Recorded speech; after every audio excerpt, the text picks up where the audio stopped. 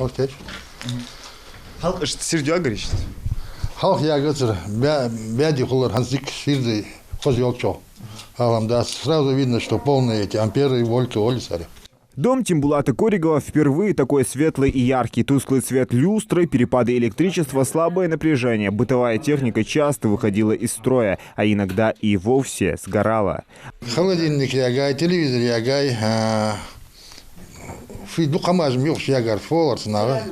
Стиральная машина сгорала, потом в кухне ферш. Ну, в общем, по кухонным бытовые маждук ягай. Отныне все это в прошлом. Энергетики провели в село Сагапши 6 киловольт линии электропередач протяженностью 230 метров. А что самое главное, ровно половину территории перевели с одной подстанции Малгобек-2 на другую, Вознесеновская-2. Недавно назначенный руководитель филиала Россети Северный Кавказ Ингушэнерго лично интересуется у жителей качеством итога работы. Напряжение, мечты, было бы нет напряжения. Халк 200, 150 штир, ханды на сегодняшний день 220-230 даже. Чуть больше напряжения. Перебои в школе, смешти качество напряжения. Пока перебои ханян, аламда, напряжение дикианс.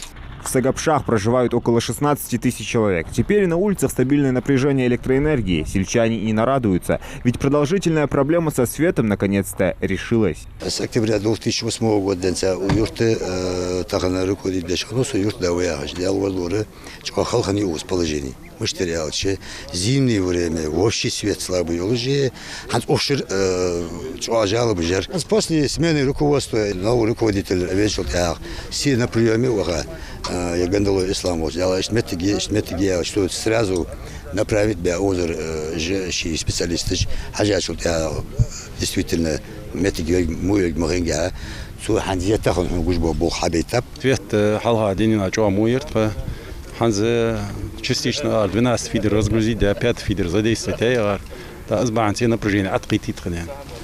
تا حلقة دي أنا بيسنا 127, 140 محلصة напряжение 210, 220. Ну местами 200 SDG заметно дикая идея. В районе новостроек, как говорят жители, напряжение света было не выше 120 вольт, что очень усложняло жизнь. Сотрудники Россети Северный Кавказ Ингушэнерго протянули более 100 метров воздушной линии электропередач и около 130 кабельной, но и на этом работы не закончены. Есть узкие места, там, где именно ВЛ 0,4 киловольта, воздушная линия электропередач 0,4 киловольта, это протяженность где больше километра, там чуть-чуть напряжение падает, но в этом направлении мы еще дальше работаем, рассматриваем возможность улучшить качество и в этих узких местах. Так или иначе, жителям бояться перепадов напряжения больше не нужно. Их вывели из мрака и обеспечили стабильное электроснабжение. Зелимхан Калоев, Магомед Билакиев, Новости 24.